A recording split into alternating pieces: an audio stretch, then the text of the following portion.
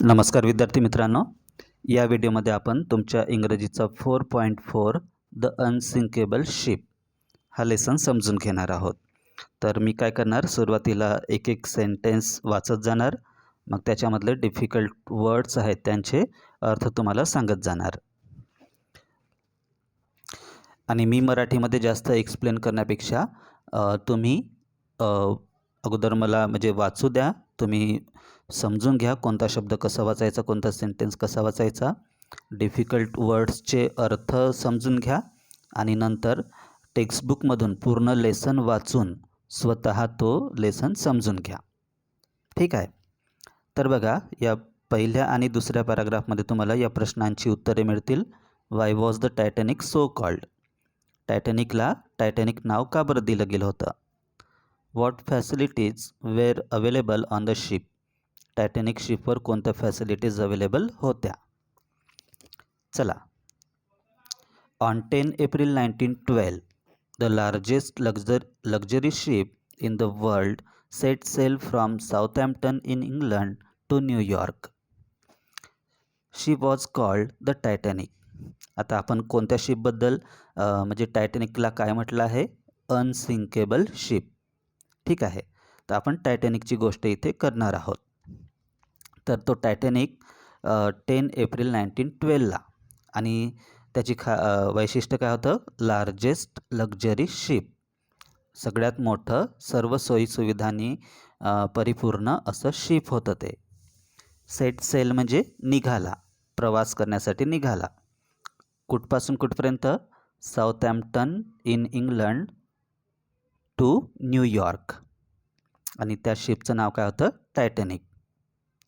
The word Titanic means huge. आता त्या शिपला Titanic नाव का बरं दिलं होतं? कारण तो कसा होता? ह्यूज होता, मोठा होता खूप. This was her maiden वॉयेज.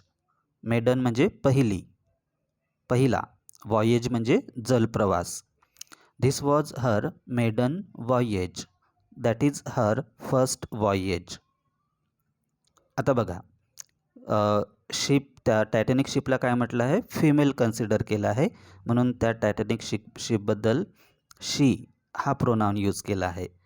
हर असे फिमेल म्हणजे फेमिनिन प्रोनाउन्स यूज केले आहेत. ठीक आहे. तर शी किंवा हर असं आलं तर समजा तुम्ही असं समजा की त्या टायटॅनिकबद्दल बोललं गेलेलं आहे. She set out to cross the Atlantic ocean and she carried more than 2000 passengers. Set out म्हणजे निघाला, ॲटलांटिक ओशनमधून तो वॉयेज करण्यासाठी निघाला आणि त्याच्यावर किती पॅसेंजर्स होते? मोर than 2000. The Titanic was like a floating town, म्हणजे तरंगणारे टाऊन, तरंगणारे शहर किंवा नगर असं ते म्हणजे शिप वाटत होतं. त्याचा आकार इतका होता म्हणजे एखाद्या मोठ्या म्हणजे गावा एवढा.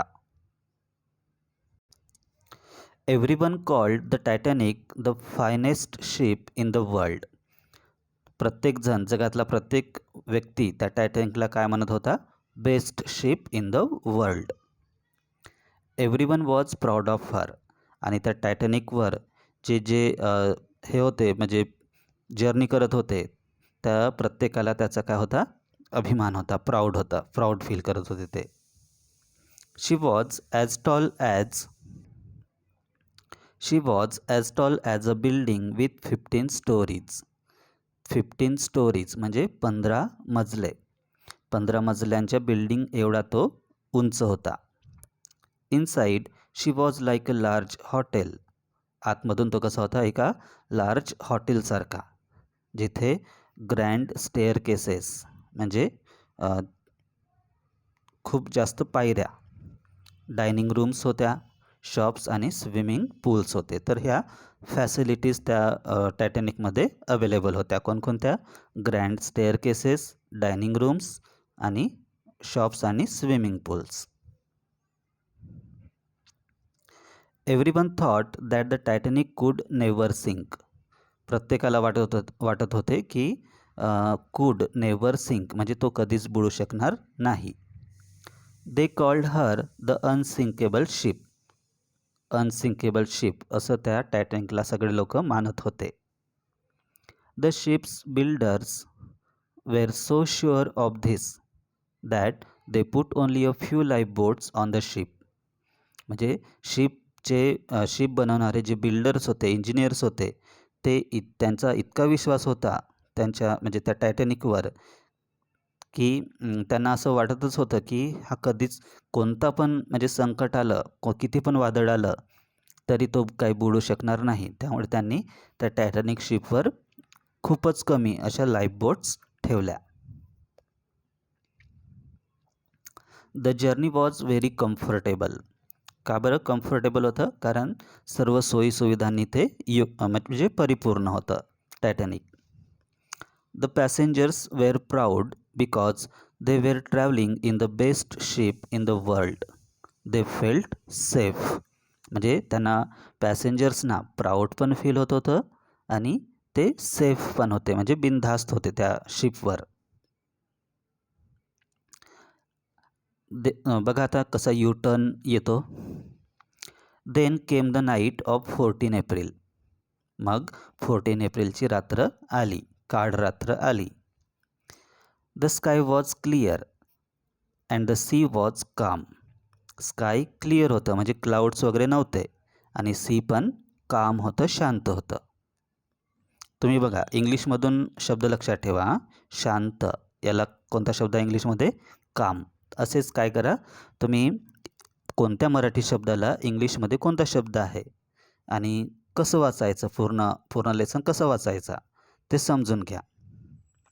तुमचे जे इंग्रजीचे शिक्षक आहेत ते तुम्हाला वाचन करायला लावतील क्लासमध्ये प्रत्येकाला उभं करून आणि डिफिकल्ट वर्ड्सचे अर्थ पण विचारतील आणि प्रश्न पण विचारतील. जसं आपल्या मताने पण प्रश्न विचारतील आणि what made the man turn cold with freight हे सुद्धा प्रश्न विचारतील. यांची उत्तरे इथेच आहेत, ते तुम्ही लक्षपूर्वक म्हणजे ऐका, समजा आणि शोधा. बघा, then came the night of 14 April. The sky was clear and the sea was calm. Many of the passengers were asleep. Asleep म्हणजे झोपलेले होते. का म्हणजे तिथले पॅसेंजर्स जास्त म्हणजे बहुसंख्य पॅसेंजर्स झोपी गेलेले होते. Captain Smith knew that there were icebergs nearby, so he told a man to keep a watch from the top of the ship. Captain Smith, टायटॅनिकच्या कॅप्टनचं नाव काय होतं? स्मिथ. कॅप्टन स्मिथला माहीत होतं की आसपास काय आहेत? आईसबर्ग्स आहेत. आईसबर्ग म्हणजे काय होते? A very large mass of ice floating in the sea. म्हणजे आईसचे खूप मोठे मोठे म्हणजे हिल्स एवढाले तुकडे. तर त्याने काय केलं, त्याच्या क्रूमधल्या एका माणसाला वरून वॉच ठेवायला सांगितलं. Suddenly at 11:40 PM the man सॉ समथिंग. 11:40 PM म्हणजे रात्रीचे 11:40. अचानक त्या माणसाला काय दिसलं? काहीतरी दिसलं. He grew cold with fear. Grew तो काय झाला म्हणजे भीतीने खूप घाबरला. He grew cold with fear म्हणजे भीतीने खूप घाबरला तो. A huge iceberg stood right in the path of the Titanic. Huge iceberg, एक मोठा आईसबर्ग बिलकुल टायटॅनिकच्या समोरच आलेला होता. ही येल्ड, तो जोरात ओरडला सगळ्यांना सांगण्यासाठी. आईसबर्ग. तुम्ही इमॅजिन करत चला, जे जे समजून घेता तुम्ही. Captain Smith fought hard to steer the Titanic away from the iceberg. आता त्या टायटॅनिकच्या समोरच एक खूप मोठा आईसबर्ग आला होता. तर त्या आईसबर्गला टक्कर देऊ नये तो शिप, म्हणून त्याने खूप प्रयत्न केला. कशाचा? टायटॅनिकला बाजूला वळवण्याचा. स्टीअर म्हणजे वळवणे. But the ship changed direction slowly आणि तो टायटॅनिक खूप मोठा असल्यामुळे तो कितीही म्हणजे प्रयत्न केला त्याने स्टीअर करण्याचा टायटॅनिकला, तरी तो टायटॅनिक खूप स्लो त्याने डिरेक्शन चेंज केली. And her side scraped the mountain of ice. आणि तरीही खूप म्हणजे प्रयत्न केला स्टीअर करण्याचा टायटॅनिकला, तरी तो जो त्याची जी साईड आहे टायटॅनिकची साईडची बाजू म्हणजे बाजू ते काय झाली त्या आईसबर्गला घासल्या गेली. A shower of ice fell onto the decks. Decks म्हणजे वरचा जो भाग असतो शिपचा त्यावर, किंवा बाजूचा जो मोकळा भाग मोकळी जागा असते शिपची त्यावर काय काय पडले, आईसचे शावर म्हणजे आईसचे छोटे मोठे तुकडे पडले. And the iceberg cut holes along the ship side. आणि शिपच्या त्या बाजूला काय झालं, होल्स झाले आईसबर्गमुळे.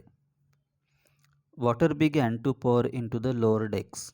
आणि जे खालचे मजले होते त्या मजल्यामध्ये काय शिरू लागलं, पाणी.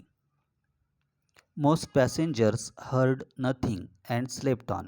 इतकं झालं तरीही म्हणजे जे पॅसेंजर्स होते त्यांनी काहीच ऐकलं नाही आणि ते झोपलेलेच होते. आता बघा तुम्हाला आन्सर इथे मिळेल. इथे what was the damage caused to the ship. शिपला कोणतं डॅमेज झालं इथे आन्सर शोधा. आणि what made the man turn cold with fright. Fright म्हणजे भीती. त्या म्हणजे खूप का बरं तो घाबरला मॅन. नेक्स्ट बघा, captain Smith and his crew could not stop the water flooding through the ship. आता समुद्रात किती पाणी असते आणि किती वेव्ज असतात हे तुम्हाला माहीतच आहे. तर ते काय झालं, त्या टायटॅनिकच्या साईडला होल्स पडल्यामुळे काय झालं, ते पाणी मोठ्या प्रमाणात शिपमध्ये शिरू लागलं. आणि त्यावर स्मिथ आणि त्याचा क्रू म्हणजे ते सेलर्सची टीम त्याच्यावर कंट्रोल काही करू शकले नाही. They knew the Titanic was in great danger. त्यांना समजून आलं की टायटॅनिक काय आहे, खूप म्हणजे मोठ्या डेंजरमध्ये आहे. The unsinkable ship was sinking. बघा उलट आहे. द अनसिंकेबल शिप कसा होता, अनसिंकेबल, पण तो काय झाला, काय होत होता, आता तो बुडू लागला होता. At 12:15 AM. आता बघा हे सुरुवात कधी झाली, 11:40 PM ला, रात्री 11:40ला. मग तो स्टीअर करत आला. मग त्याची साईड स्क्रेप झाली त्या आईसबर्गला. मग त्या साईडला होल्स पडले, पाणी आतमध्ये येऊ लागलं. मग इतक्या वेळात काय झालं, 12:15 झाले. ॲट 12:15 AM, रात्रीचे 12:15 वाजता. Captain Smith sent urgent messages on the ship's radio asking for help. Captain स्मिथनं काय केलं, शिपच्या रेडिओवर, ते तुम्ही टी व्हीमध्ये वगैरे बघितलं असेल, एकमेकाला म्हणजे आसपासच्या जहाजावर म्हणजे डेंजर वगैरे असलं आपल्या जहाजाला, तर आपण काय करतो, आसपासच्या जहाजाला त्या रेडिओवरून बोलावतो. Help, Titanic sinking, come quickly. तर कोणता मेसेज पाठवला त्याने, कॅप्टन स्मिथने, हेल्प, आम्हाला हेल्प करा, टायटॅनिक बुडत आहे, लवकर या, come quickly. Then he ordered the crew to wake all the passengers up. सगळ्या क्रूमधल्या सगळ्या मेंबर्सला ऑर्डर दिला की सगळ्या पॅसेंजर्सना काय करा, तुम्ही वेक करा म्हणजे जागवा. A ship called the California was only 20 miles away. त्याच समुद्रामध्ये द कॅलिफोर्निया नावाचा शिप 20 miles दूर होता. But she did not receive Titanic's messages. परंतु त्या टायटॅनिकचा जो मेसेज होता, टायटॅनिक सिंकिंग, कम क्विकली, हा मेसेज काही द कॅलिफोर्नियाच्या कॅप्टनने ऐकला नाही. का बरं ऐकला नाही? Her radio was turn off. त्याचा रेडिओ होता तो बंद होता. And the radio operator was asleep. आणि रेडिओ ऑपरेटरसुद्धा झोपी गेलेला होता. Another ship called the Carpathia heard the Titanic's calls. पण दुसरा शिप होता बघा, नावे लक्षात ठेवा. द कॅलिफोर्निया ऐकलं नाही त्याने हां, आणि कार्पेथिया त्याला ऐकू गेला. शिप दुसरा शिप होता हां. Another ship called the Carpathia heard the Titanic's calls. Calls म्हणजे ओरडणे किंवा त्यांचे messages. And sailed at full speed towards her. Towards म्हणजे च्याकडे, आणि सेल्ड म्हणजे पाण्यावरून प्रवास करणे हां, सेल म्हणतात त्याला. तर तो काय झाला, कार्पेथिया जहाज त्याच्याकडे येऊ लागलं. कोणाकडे? टायटॅनिककडे. अनफॉर्च्युनेटली म्हणजे दुर्भाग्यवश, त्याला मराठी शब्द शोधा तुम्ही. Unfortunately the Carpathia was far away. Carpathia खूप दूर होता. And she took over 3 hours to reach the Titanic. Over 3 hours म्हणजे जवळपास किंवा 3 तास किंवा 3 तासापेक्षा जास्त वेळ त्याने टायटॅनिकपर्यंत पोहोचण्यासाठी घेतला. मीनवाईल च्या दरम्यान. Meanwhile the Titanic was sinking rapidly. स्पीडमध्ये, रॅपिडली म्हणजे वेगात. टायटॅनिक काय होता? सिंक म्हणजे डुबत होता, बुडत होता. The crew lowered the life boats into the sea. जे क्रू होता, क्रूमधल्या मेंबर्सने काय केलं? लाईफ बोट्स खाली फेकल्या सीमध्ये. But there was only enough space in the boat for a few hundred passengers. परंतु प्रत्येक बोटमध्ये 100-150 लोकांसाठीच म्हणजे जागा होती. 150-200 लोकांसाठीच जागा होती, आणि लाईफ बोट्स पण खूप कमी होत्या. The Titanic had more than 2000 people on board. On board म्हणजे प्रवास करत त्या शिपवर. त्या शिपवर 2000पेक्षा जास्त पीपल होते. आणि लाईफ बोट्स म्हणजे लाईफ बोट्सवर जागा होती ते काही शेकडो लोकांपुरतीच होती. The Titanic had more than 2000 people on board. The ship began to tilt into the sea. Tilt म्हणजे असं तिरपा होत जाणे हां, म्हणजे बुडताना तिरपाच होतो ना, तसा. The ship began to tilt into the sea. People began to jump from the decks into the ice cold water. लोकांनी काय सुरुवात केली? डेक्सवरून वर जाऊन. डेक म्हणजे शिप एक बिल्डिंग समजा, तर डेक म्हणजे त्याची स्लॅब. तर ते डेक्सवर जाऊन काय केलं त्यांनी? वॉटरमध्ये आईस कोल्ड म्हणजे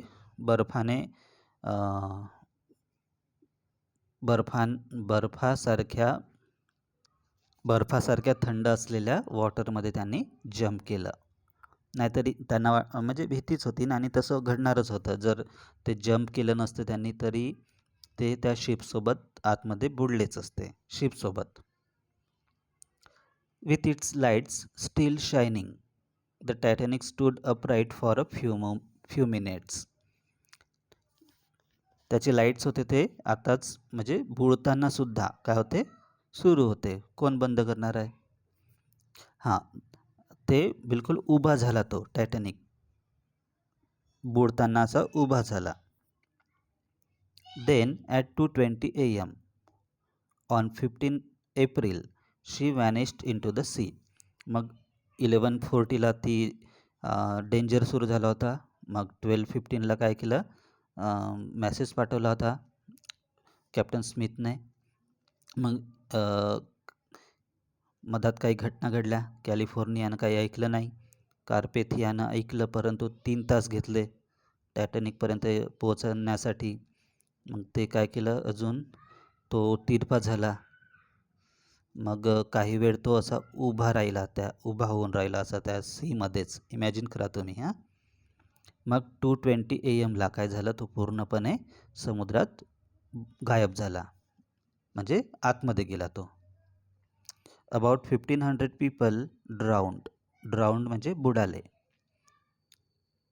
captain Smith and most of his crew went down with the ship.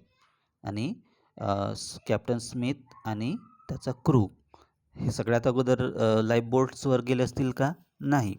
ते तिथला स्टाफ होता तो कॅप्टन स्मिथ आणि त्याची टीम. त्यामुळे त्यांची जबाबदारी होती की अगोदर पॅसेंजर्सला वाचवायचं. त्यांनी हा प्रयत्न केला. खूप साऱ्या लोकांना वाचवलं त्यांनी, लाईफ बोट्समध्ये पाठवलं आणि ते सगळ्यात शेवटी जाऊ आम्ही म्हणून ते कार्पेथियाची वाट पाहत होते. परंतु ते पोहोचण्याच्या अगोदरच तो टायटॅनिक काय बुडून गेला आणि कॅप्टन स्मिथ, त्याचा क्रू आणि खूप सारे लोक 1500च्या जवळपास लोक बुडून गेले. The Carpathia arrived at 3:40 AM. बघा हा 2:20लाच बुडाला तो आणि नंतर मग 3:40 AM तो कार्पेथिया पोहोचला तिथे. The ships crew found the life boats and saved 700 people in them.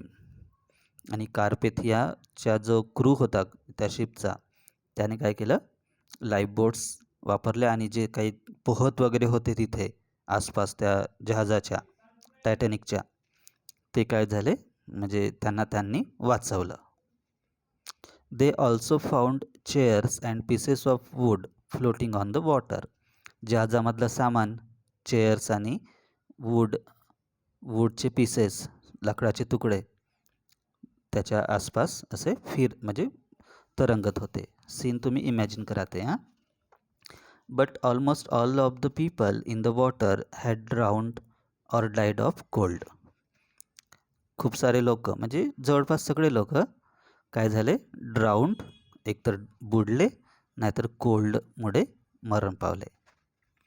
The Carpathia was too late to save them. कार्पेथियाने म्हणजे खूप कमी लोक, त्याची खूप कमी मदत झाली कार्पेथियाची. The sinking of the Titanic made people think harder about the safety of the passengers on ships. म्हणजे टायटॅनिकचे जे बिल्डर्स होते ते खूप म्हणजे ओव्हर कॉन्फिडन्समध्ये गेले होते की टायटॅनिक कधी डुबणार नव्हता. तर या घटनेमुळे जे वॉयेज म्हणजे समुद्र प्रवासाशी रिलेटेड लोक होते किंवा इतर लोक, त्यांना विचार करायला भाग पाडलं. कशाबद्दल? शिप्सवरच्या पॅसेंजरच्या सेफ्टीबद्दल. They asked why ships carry such few life boats and why they turn off their radios. त्यांनी म्हणजे प्रश्न केला की असं का बरं करतात ते, म्हणजे शिपवाले लोक, म्हणजे शिपचा जो कॅप्टन असतो, क्रू असतो, तो इतक्या कमी लाईफ बोट्स का बरं कॅरी करतात आणि ते त्यांच्या शिपवरचा रेडिओ का बरं ऑफ करतात, असे ते म्हणजे याच्यावर चर्चा झाली. In 1913 it was decided that all ships must have enough room in their life boats to carry everyone on board. आता 1913मध्ये मग काही महिन्यांनी काय डिसाईड करण्यात आलं की प्रत्येक शिपमध्ये, लाईफ बोट्समध्ये इनफ स्पेस, म्हणजे जेवढे पॅसेंजर्स त्या शिपवर आहेत तेवढ्या लोकांसाठी त्या लाईफ बोट्सवर जागा राहिली पाहिजे, इतक्या लाईफ बोट्स तिथे ठेवायच्याच, असं डिसाईड करण्यात आलं. It was also decided that ships must keep their radios working every hour of the day and night. असं पण डिसाईड करण्यात आलं की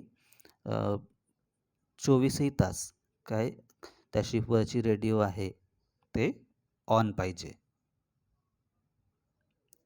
इन 1985, खूप वर्षांनंतर बघा, in 1985 scientist sent a submarine to look for the wreck of the Titanic.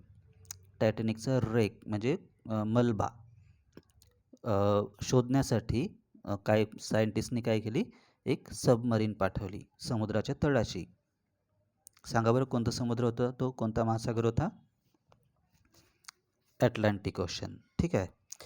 They found the ship lying in 2 pieces on the ocean floor. Ocean floor म्हणजे समुद्रतळ. समुद्रतळाशी तो म्हणजे शिप आहे तो टायटॅनिक 2 तुकड्यांमध्ये पडलेला होता. At a depth of about 4000 metres. बघा 4000 मीटर्स म्हणजे जवळपास 4 किलोमीटरचं अंतर. 4 kilometre.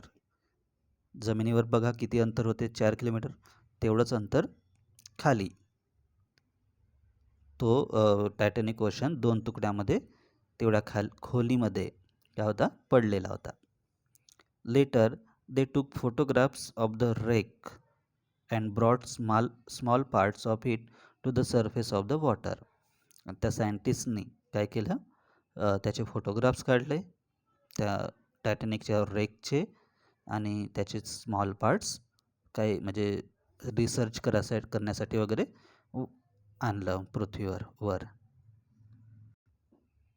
There are many stories of bravery on that terrible night in April 1912.